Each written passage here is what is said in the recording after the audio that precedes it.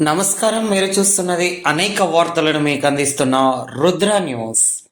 సిద్దిపేట జిల్లా ఉస్నాబాద్ పట్టణంలో జాతీయ రహదారిపై జరుగుతున్న అభివృద్ధి పనులను బుధవారం రోజున మంత్రి పొన్నం ప్రభాకర్ పరిశీలించారు.